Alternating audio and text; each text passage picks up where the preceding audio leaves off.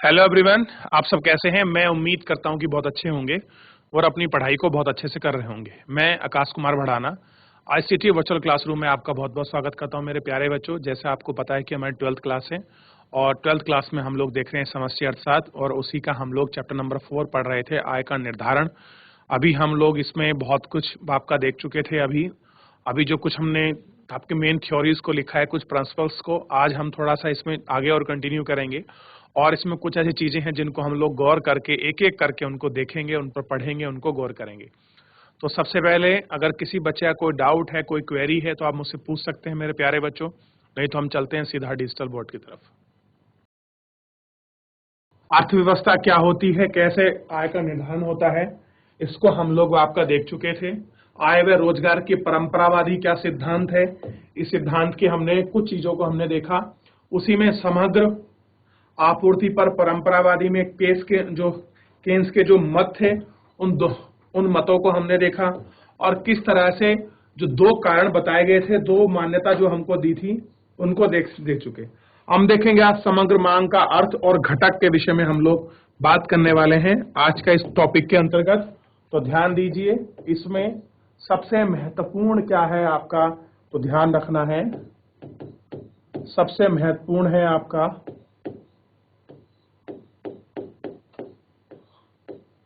समग्र मांग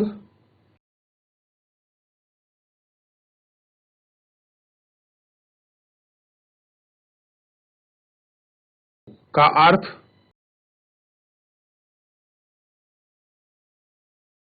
एवं घटक को हम लोग देख रहे हैं। ठीक, सबसे पहले ध्यान दीजिए, समग्र मांग का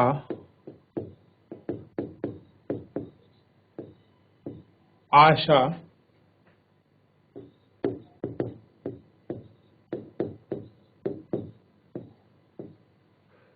उस राशि से है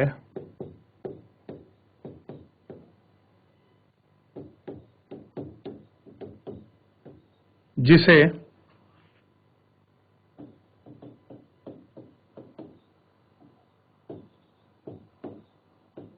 समस्त क्रेता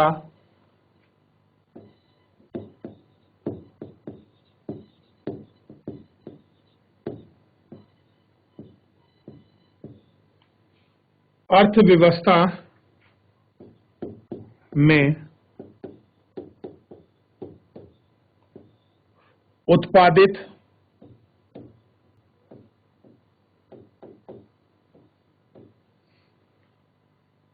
वस्तुओं व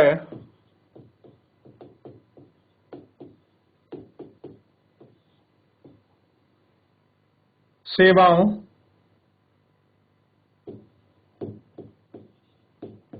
के क्रय पर किसी विशेष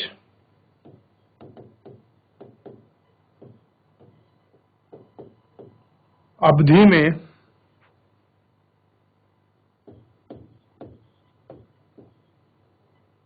खर्च करने को तैयार है। कैसा है, किसी विशेष अवधि में खर्च करने को तैयार है। ठीक, उसको हमको देखना है। इसको कॉपी करिए, फिर मैं आपको दिखाता हूं कि क्या इसका सूत्र बनेगा। इसको हम लोग आपका देख लेंगे। चलिए मैं लिखाई देता हूं सूत्र को, फिर उसके बाद कॉपी कर लेना।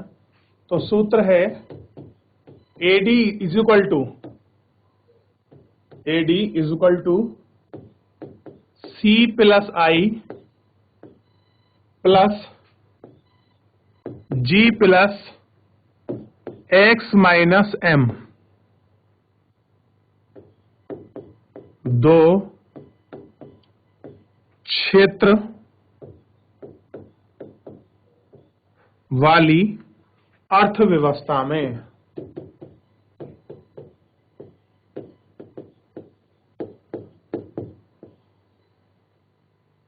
दो क्षेत्र वाली अर्थव्यवस्था में। इसे लिखा है AD is equal to C plus I, जहां सी बराबर क्या लिखा है, सी इज इक्वल टू है निजी उपभोग मांग, जी बराबर है सरकारी व्यय, एक्स इज इक्वल टू जी बराबर है शुद्ध निर्यात। ऐसा है शुद्ध निर्यात। तो इस फॉर्मूले को ध्यान रखना है आपको और इसको लिखना है। तो पहले समग्र मांग का अर्थ देख लीजिए, क्लियर है, और घटक पर हम लोग बात करेंगे। तो सबसे पहले हम इसी में बात करेंगे समग्र आपूर्ति की, एवरेज सप्लाई, जिसको कहते हैं एएस। इसको देख लीजिए, पहले ये कॉपी कर ले 30 सेकंड, फिर आगे बढ़ जाऊंगा मैं, ठीक है। फिर उसके बाद समग्र जो मांग है या पूर्ति है उसको देखेंगे, फिर हम लोग उपभोग फलन देखेंगे, फिर हम लोग बचत फलन देखेंगे, फिर इसके बाद औसत उपभोग की जो आपकी प्रवृत्ति है उसको देखेंगे।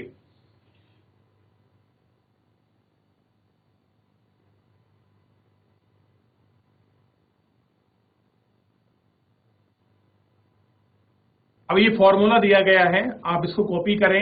AD is equal to C plus I plus G plus X minus M, और दो क्षेत्र वाली अर्थव्यवस्था को इंडिकेट किया है AD is equal to C plus I.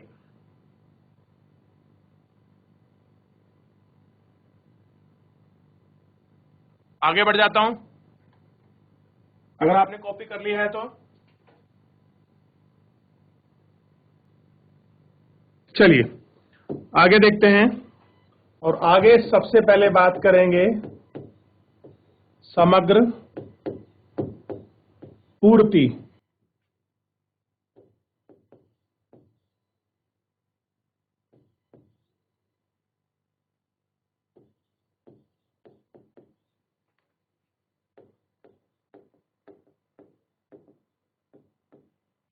Supply यानी कि एएस कहते हैं। ये बात थोड़ा सा आप ध्यान रखना, एएस भी लिखा मिले तो इसका मतलब क्या हो जाएगा आपका, समग्र आपूर्ति सही है। तो समग्र आपूर्ति में सिंपल एक लाइन याद रखना, बिल्कुल सरल भाषा में बता रहा हूं कि अर्थव्यवस्था में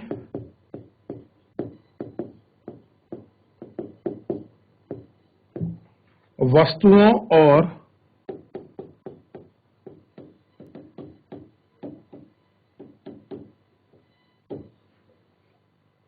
सेवाओं की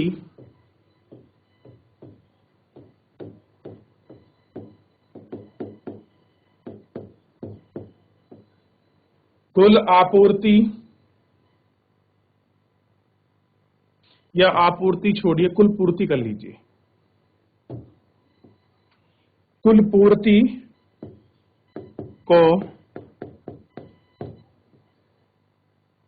मोटे रूप में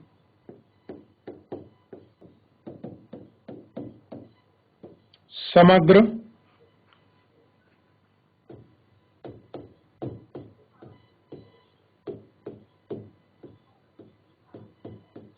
पूर्ति कहते हैं।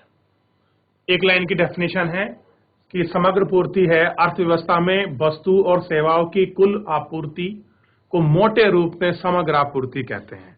यानी कि जितने पास हमारे पास टोटल आपका सर्विस एंड आपका गुड्स है, वही हमारा क्या है, टोटल हमारे पास क्या है आपका एग्रीगेट है, एग्रीगेट सप्लाई हमारी हो जाएगी। इसके बाद आगे बढ़ेंगे, अगर आप कॉपी कर लेंगे तो इसको,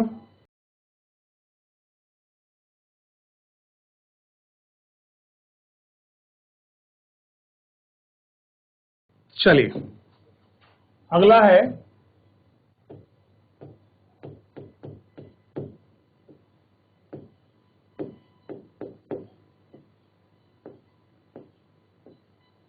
उपभोग फलन कैसा है? उपभोग फलन क्या है? ध्यान दीजिए, उपभोग फलन में आय और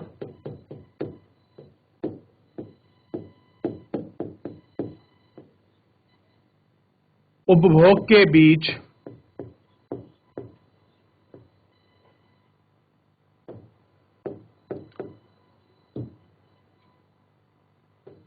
फलनात्मक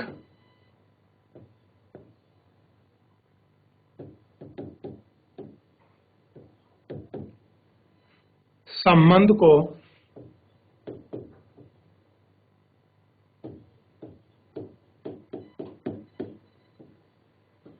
उपभोग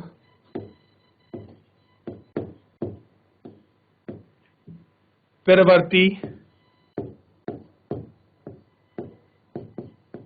कहते हैं।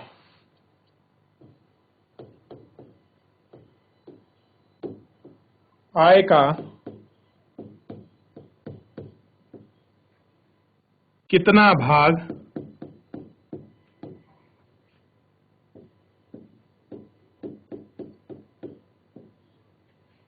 उपभोग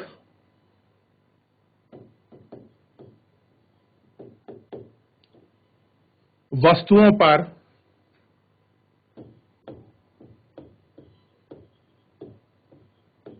खर्च किया जाता है। ऐसा है, इन पर आपका खर्च किया जाता है। और दूसरा इसी में पॉइंट आप लिख लीजिए,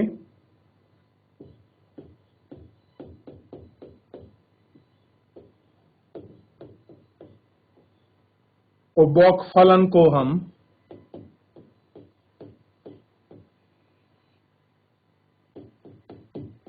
निम्न समीकरण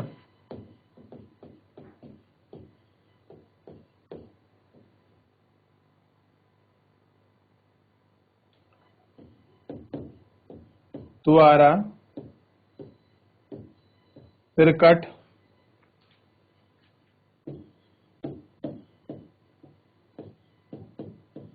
करते हैं। जैसे क्या है समीकरण? C बराबर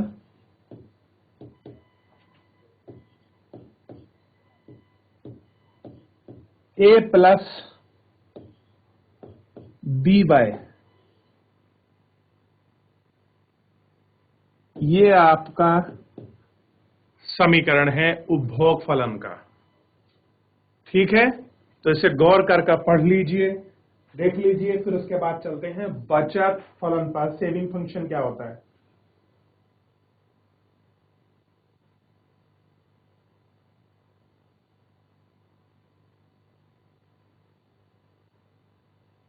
चलिए देख लीजिए, फिर आगे बढ़ जाएंगे।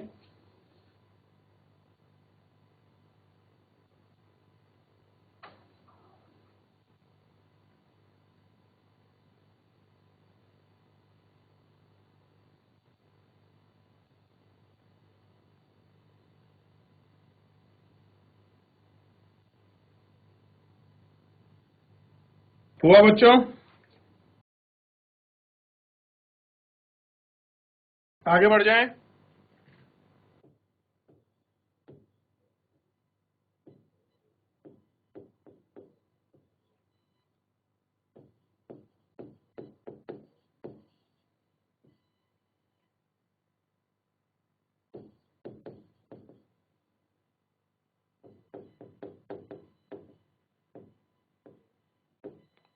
सेविंग फंक्शन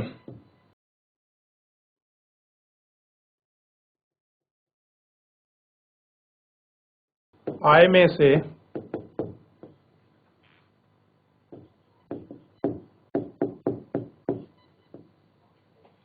उपभोग पर खर्च करने के बाद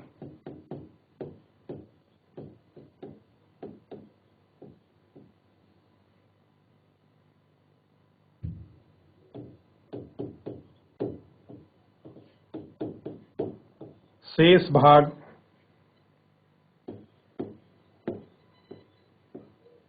बचत कहलाती है। क्या है? बचत कहलाती है। अगर हम इसको सिंपली सूत्र के फॉर्मेट में देखें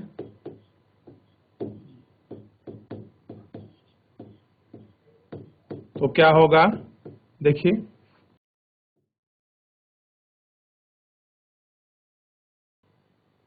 बचत क्या होती है? बचत होती है आय माइनस खर्च कह लीजिए, या आप इसी खर्च को कह सकते हैं उपभोग, जो पैसा आप अपनी चीजों को यूज करने में खर्च करते हैं। तो बचत हमेशा क्या है? Income minus expenditure.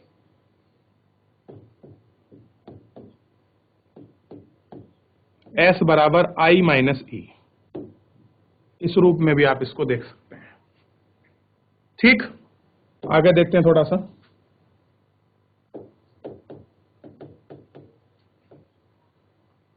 आय और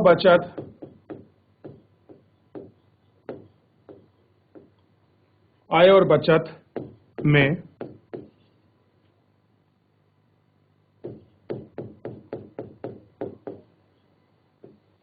फलनात्मक संबंध को बचत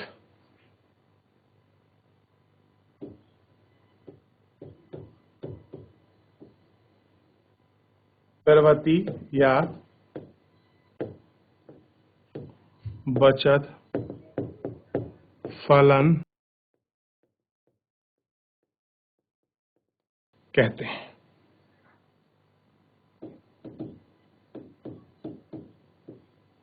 सूत्र क्या है? ध्यान दीजिए। S equal to F bracket में बाय, S इक्वल टू हो जाएगी बचत यानी कि सेविंग हो गई, Y हो गई आपकी आय, इनकम को यहां Y से दिखाया है, और F हो गया आपका फंक्शन यानी कि फलनात्मक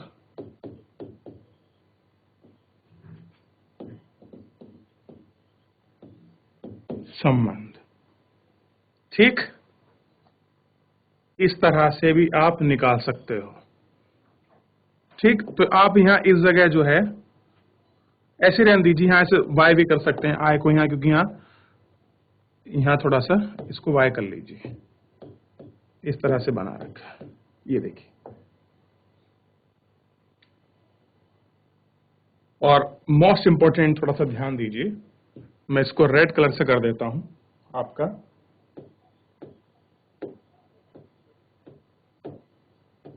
बचत फलन का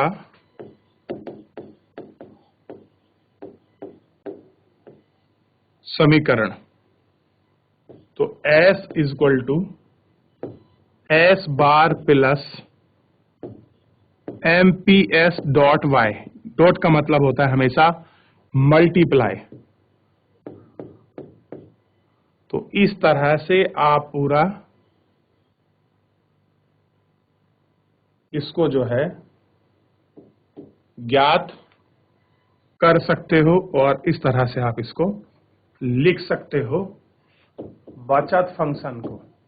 देखिए, आपके पास ये तो एक बहुत आपका व्यवहारिक रूप है।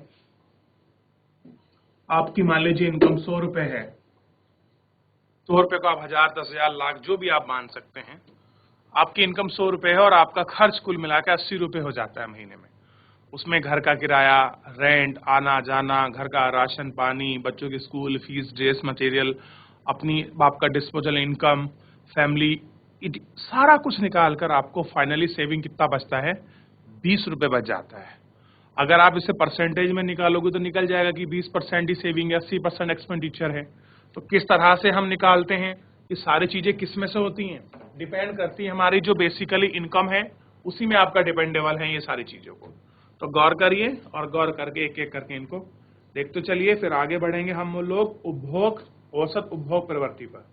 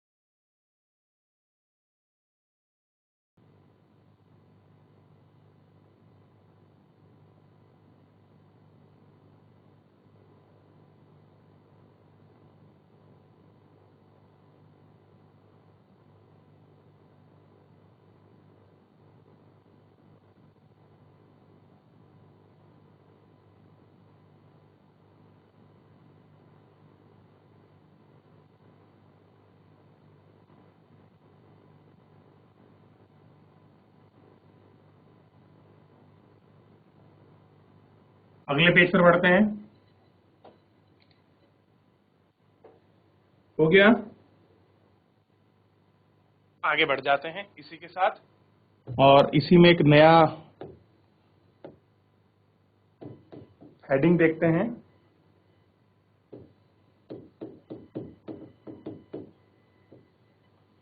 औसत उपभोग प्रवृत्ति।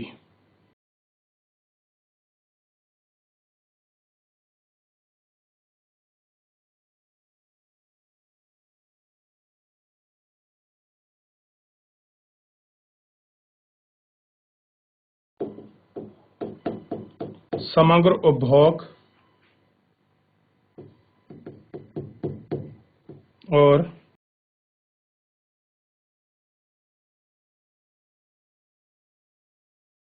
समग्र आय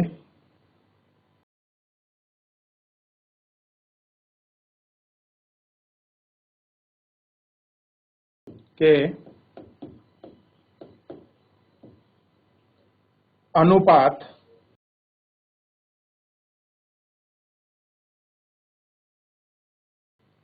की औसत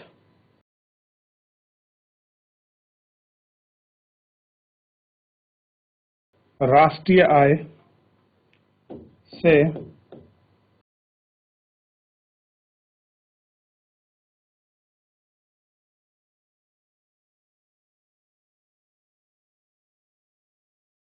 अधिक होता है। कैसा है? अधिक होता है। यह है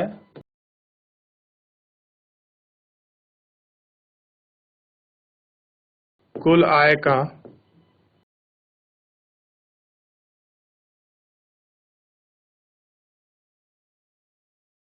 वह भाग है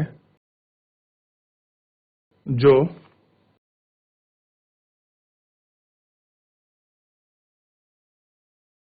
उपभोग पर खर्च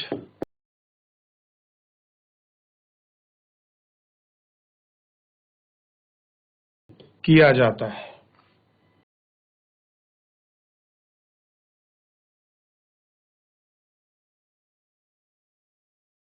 समीकरण है APC equal to C upon Y. देख लीजिए,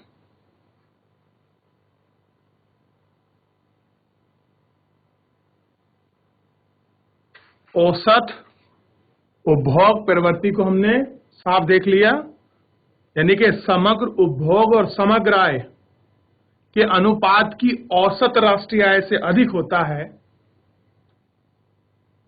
तो यह कुल आय का वह भाग है जो उपभोग पर खर्च किया जाता है। यानी कि A P C equal to आपका सी अपॉन वाई, इस रूप में हम लोग इसको फंक्शनली डिवाइडेशन करते हैं।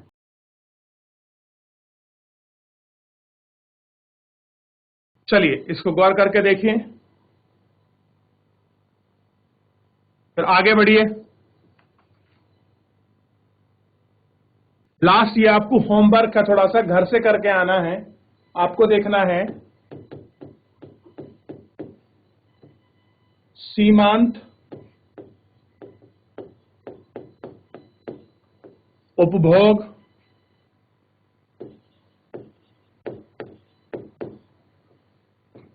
प्रवृत्ति। यह आपके लिए होमवर्क का क्वेश्चन है।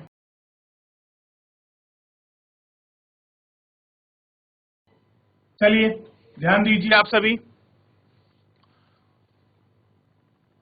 तो मेरे प्यारे बच्चों, आज हमने इस तरह से बहुत सारे फंक्शन के विषय में बात की है।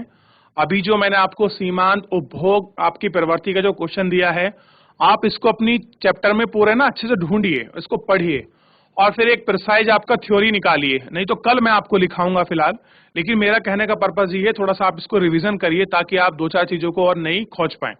और कुछ डाउट बनेगा आप मुझसे पूछ लीजिए। फिलहाल आज के लिए इतना ही। धन्यवाद।